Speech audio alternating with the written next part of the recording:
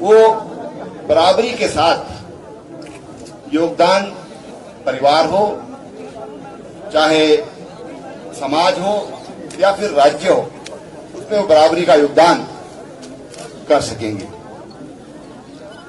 अभी हमने पिछले दिनों में ग्रामीण लोगों के लिए 1 रुपए में पानी का कनेक्शन किया था और शहरी क्षेत्र के लिए भी 100 रुपए में पानी का कनेक्शन देने का निर्णय हम पहले ले चुके हैं। देखने में आया है शहरी क्षेत्रों में लगभग 6,000 रुपए से अधिक कनेक्शन का पड़ता था, 10-12 हजार रुपए तक जाता था।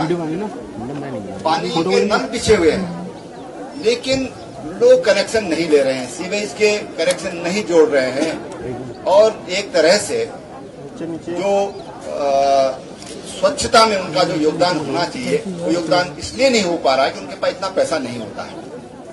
लाइनें बिछी हुई हैं लेकिन केवल 5-7 हजार और 10,000, 11-12 हजार रुपए के कारण वो नहीं ले पाते थे। इसलिए हमने उनके लिए भी निर्णय लिया कि 100 रुपए में हम उनको इसका कनेक्शन, हम पानी का कनेक्शन उनको देंगे।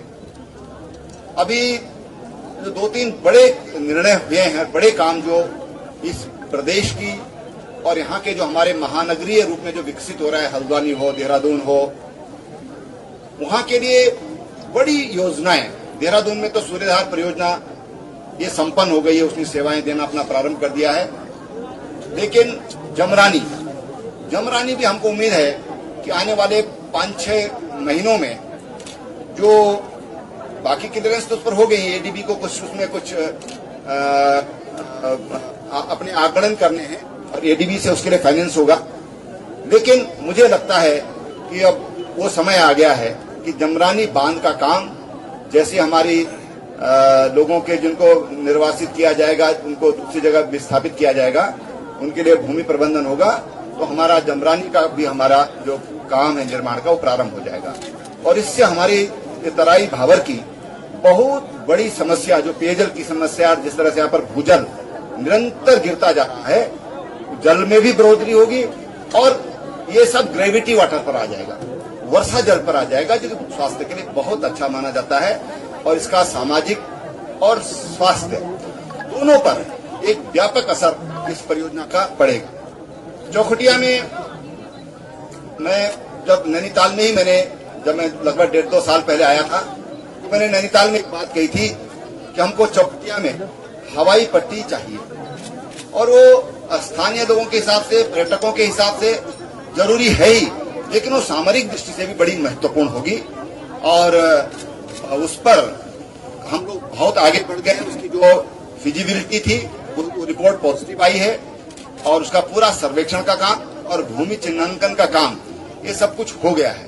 उस दिशा में भी हमको मुझे लगता है कि अब हम लोग काफी आगे बढ़ चुके हैं और आगे बढ़ेंगे। पंतनगर को इंटरनेशनल का आप सबकी जानकारी में कि पंतनगर को इंटरनेशनल एयरपोर्ट के रूप में माननीय प्रधानमंत्री जी ने 2 एयरपोर्ट के लिए इंटरनेशनल के लिए उनकी टॉप प्रायोरिटी में थे। उसमें देहरादून जो जॉलीग्रांट एयरपोर्ट है और जो पंतनगर, हमारा जो पंतनगर एयरपोर्ट है, वो उनके इंटरनेशनल के लिए टॉप प्रायोरिटी में उनके दोनों थे। तो दोनों का राज्य सरकार ने कैबिनेट से निर्णय ले लिया और उसके लिए पंतनगर के लिए जो भूमि चाहिए वो भूमि भी उसके लिए उसके नाम कर दी गई है। और देहरादून में क्योंकि थोड़ा उसमें फॉरेस्ट एरिया है तो देहरादून में थोड़ा समय लगेगा, लेकिन वो भी बहुत जल्दी ये सब संपन्न हो जाएगा। एक हमने महिलाओं की दृष्टि से हमने स्वयं सहायता समूह को जहां 5 लाख रुपए तक का ऋण मुक्त, ब्याज मुक्त ऋण दे रहे हैं, वो इसमें लगभग हमारे 20,000 महिला समूह है राज्य में जो इससे लाभान्वित होंगे। 20,000 का मतलब 10-10 भी एक में लगाइए तो कितनी संख्या हो गई? 2 लाख संख्या हो गई। तो 2 लाख लोगों को इससे, महिला समूह को इससे, महिलाओं को इससे फायदा होगा।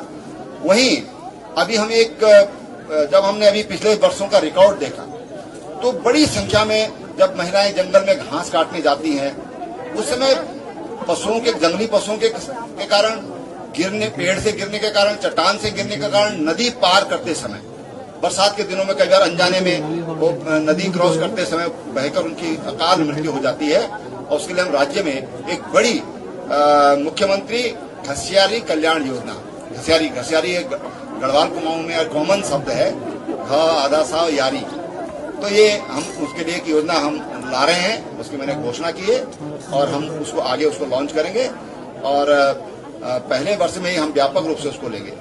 दूसरी जो हरेला पर्व है, हरेला पर्व पर हमने अवकाश घोषित किया है और इसमें तमाम व्यापारिक संस्थान भी उस दिन हम लोग बंद करने के लिए व्यापारियों से भी कहेंगे कि आप भी वृक्षारोपण करें। हम चाहते हैं कि राज्य का एक एक व्यक्ति, एक एक परिवार उस दिन वृक्ष जरूर लगाए। 23 लाख परिवार हमारे राज्य में हैं और इससे 1.25 करोड़ के आसपास 1.10-12 लाख के करीब हमारी आबादी है। तो हम चाहते हैं कि इसको जन सहभागिता से करें। देखिए, केवल फॉरेस्ट इसको करे नहीं, ये हम सबका काम है।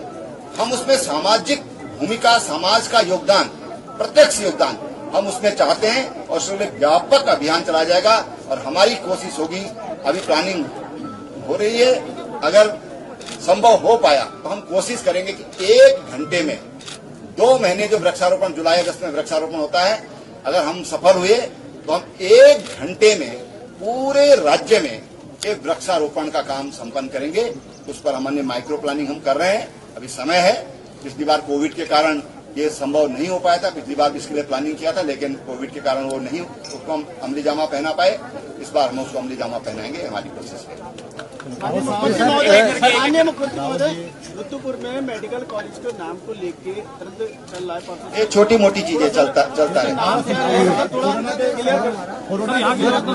कोरोना के पीरियड में प्रभावित प्रदेश है, यहाँ पर हमारे उच्च शिक्षा मंत्री भी मौजूद है।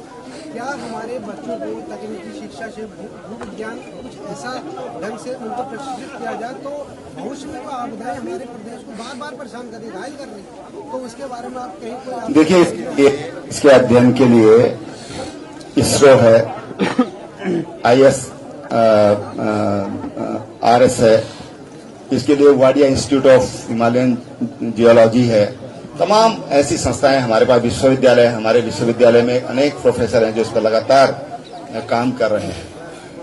और अभी हम लोगों ने स्टेट की ओर से भी हमने इसके लिए कुछ एक कमेटी बनाई है।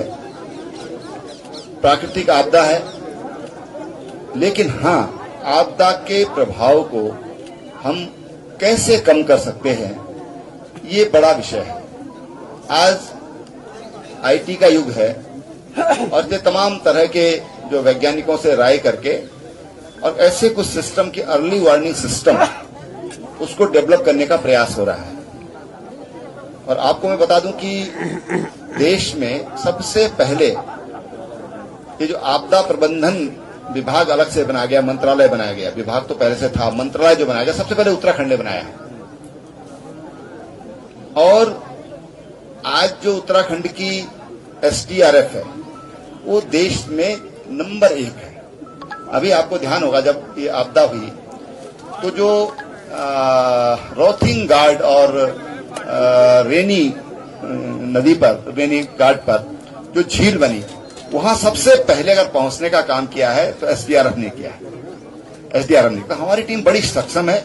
देश में भी कहीं आपदा आती है तो हमारी टीम वहां पर जाकर के और अपना काम करती है बड़ी अच्छी तरह से। सीरियस नहीं दिखाई देती है, ऐसा क्यों किया जा चुका है? चमोली में अभी बहुत से सारे लोग हैं जो लापता हैं। सरकारी मशीनरी आगे और किस तरीके से प्रयास करेगी? देखिए, इसमें सवाल खड़े किए हैं कि आपदा में लेकर सरकार समझता नहीं है, मशीनरी का अच्छी काम है, सरकार की व्यवस्था ठीक नहीं है, इसलिए वहाँ पर मौतों की संख्या बढ़ रही है। कम से कम किसी कांग्रेस के नेता को ये बोलने का हक नहीं है। ताजी केदारनाथ की आपदा हुई थी, ये अपने नेता तो उनके विदेश में थे, लेकिन दिल्ली में जाके उनके फोटो को लड्डू खिला रहे थे और 3 दिन तक इनको ये होश ही नहीं था कि उत्तराखंड में क्या हो गया है। तो उनके पूछने का अधिकार ही नहीं है, उनका अधिकार समाप्त है।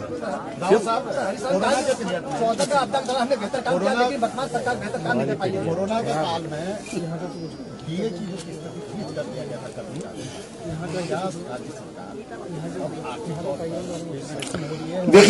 देखिए हमने अभी देखिए, अगर हम कुल मिलाकर अगर देखें तो अभी भी हमारा जो घाटा है, अभी हम पुरानी स्थिति में नहीं पहुंचे हैं, लेकिन हमने किसी तरह का कोई टैक्स नहीं लगाया है। हमने आज भी हमारे जितने विधायक हैं, मिनिस्टर हैं, सबकी तनख्वाह से एक बड़ा पार्ट आज भी मुख्यमंत्री राहत कोष में जा रहा है, लेकिन कर्मचारियों का हमने शायद 3-4 महीने बाद हमने उसको, अब एग्जैक्ट नहीं है लेकिन हमने उसको फिर वापस ले लिया था। उनकी डिमांड थी, हमने उसको वापस लिया है। तो हमारी कोशिश है कि जो पुरानी स्थिति है उसको हम बहाल करें, हम राज्य की आर्थिक स्थिति को मजबूत करें, उस दिशा में हम लोग काम कर रहे हैं और उस दिशा में हमको बहुत अच्छी प्रोग्रेस मिली है, विशेषकर पर्यटन की क्षेत्र। आज राज्य सरकार सड़कों के लिए सीरियस क्यों नहीं दिखाई देती? उत्तराखंड क्रिकेट एसोसिएशन ने वसीम जाफर साहब को लेकर जो विवाद उठा, उत्तराखंड क्रिकेट एसोसिएशन का वसीम जाफर का जो विवाद चला, उसमें आपके यहाँ से कोई जांच के आदेश हो रहे हैं क्या? देखिए, मेरे पास अभी तक कोई शिकायत किसी की तरफ से नहीं आई है, कोई लिखित शिकायत मेरे पास नहीं आई। हाँ, ये विषय जैसे आपने उठाया है, कुछ लोग मेरे पास मिलने आए थे, उन्होंने बात उठाई थी, लेकिन ऐसी कोई शिकायत अभी मेरे पास नहीं है। अगर हाँ कोई ऐसी शिकायत आती है तो निश्चित रूप से शिकायत की गहराई में जाकर के और उस पर कुछ विचार किया जा सकता है, लेकिन अभी ऐसी कोई शिकायत हमारे पास नहीं है। सर एक सवाल, जिस तरीके से जो है भ्रष्टाचार को लेकर ऊर्जा विभाग हो चाहे राजस्व विभाग हो, लगातार आपकी फहरिस्त में है कि भ्रष्टाचार पर करारा प्रहार करें, क्या और भी ऐसी डिपार्टमेंट है जिसको लेकर आपको संजीदा है? देखिए ऐसा है कि जब हमको जानकारी मिलती है, कोई भी हो सकता है, कई बार विभाग पर नहीं व्यक्ति विशेष पर निर्भर करता है। हर विभाग में विभाग का कैरेक्टर नहीं है, व्यक्ति का चरित्र है। व्यक्ति का चरित्र कैसा है उस पर निर्भर करती हैं चीजें। तो कहीं पर भी अगर ऐसी कोई सामने चीज आती है तो और कोई हमको ऐसी पुष्ट कोई जानकारी मिलती है तो उस पर हम एक्शन लेते हैं।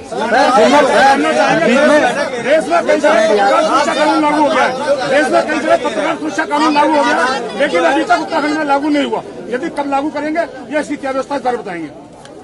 पत्रकार सुरक्षा कानून उत्तराखंड में अभी तक लागू किया। उत्तराखंड में पत्रकार पूरी तरह सुरक्षित है। नहीं है। अभी 2-3 केस है। माननीय मुख्यमंत्री जी, एक सवाल पूछना चाहूंगा। माननीय मुख्यमंत्री, एक सवाल है। 2018 में 380 पदों पर एएनएम की महिलाओं के लिए भर्ती निकाली गई थी, लेकिन उस पर स्टे लगा दिया गया और वो स्टे 2020 में खारिज भी कर दिया गया, लेकिन अब तक उस पर कोई काम नहीं हो रहा। अभी आपकी जानकारी में है कि 2500 की भर्ती की प्रक्रिया आजकल चल रही है, 310 की नहीं चल रही है, 2500 की चल रही है। सीएम साहब, तो उसमें सम्मिलित एक सवाल है। हो जाएंगे। सीएम साहब, हल्द्वानी के मेयर वो तो अडानी धरने बैठते हैं। मैं करूँगा कुछ नहीं। आपने कई योजनाओं में आपने एक बड़ी सफलता अर्जित की है कि केंद्र से कुछ कुमाऊं के और नैनीताल के बड़े प्रोजेक्ट पर आपको फंडिंग मिलेगी। हम चाहते हैं सर शॉर्ट में आप थोड़ा सा बता दीजिए कि किन चीजों पर। देखिए, एक तो जमरानी जैसे हमारा है, जमरानी पर 2700 करोड़ रुपया ये भारत सरकार ने स्वीकृत किया और एडीबी को फंडिंग के लिए उसके लिए नामित किया है। ऐसे ही जो गढ़वाल में सोंग नदी पर जो बांध बन रहा है देहरादून जिले में, उस पर लगभग हमारा 1200 करोड़ रुपए करीब आसपास उस पर खर्चा है, उसको भी भारत सरकार ने अपनी स्वीकृति प्रदान की है। हल्द्वानी रिंग रोड का अभी सवाल कर रहे थे, तो अभी हमने एक तो बड़ी जो रिंग रोड बनेगी उसके लिए तो हम कर ही रहे हैं, लेकिन अभी हमने एक कौन सी सड़क है वो जो कटघरिया वाली, उसको हमने स्वीकृत किया है। कुछ पैसा भी उसके लिए यूटिलिटी शिफ्टिंग के लिए उसके लिए पैसा भी हमने स्वीकृत किया है। उसमें अलग अलग फेज में काम होगा, क्योंकि उसमें यूटिलिटी है, बिजली के खंभे हैं, टेलीफोन के खंभे, कुछ और यूटिलिटी है, नहर है उस पर, तो उसको सारा उसको कवर करने का काम होगा, उनको शिफ्टिंग का काम होगा, उस पर काम चल रहा है। सर प्रदेश बाकी जो हल्द्वानी शहर में एक बड़ी आवश्यकता महसूस हो रही है कि जो हमारा जो मंडी से लेकर के और अस्पताल जहां हमारा है, या क्या तिराहा बोलते हैं उसको अगला वाला, टिकोनिया तक, इस पर जिस तरह का कंजक्शन हो गया है, ये फ्लाईओवर की डिमांड करता है, फ्लाईओवर की डिमांड कर रहा है। वहां की व्यवस्था ठीक करने के लिए तो हमने जिलाधिकारी से कहा है कि आप वहां जो जितने भी व्यापारी हैं, जो स्टेक होल्डर हैं, उनसे बातचीत करके, उनसे परामर्श करके उनकी राय ले लीजिए उसमें, ताकि उस दिशा में आगे बढ़ा जा सके। जमरानी से जो विस्थापित किए जाएंगे, क्या वो टेहरी डैम की तर्ज पे होगा? क्योंकि टेहरी से जो विस्थापित किए गए थे वो आज भी टेंट में रहने को मजबूर है। आपको मेरे को बताएंगे आप कहाँ पर ऐसा टेंट में रह रहे हैं जी? आप मुझे बताएंगे कहाँ पर टेंट में रह रहे हैं?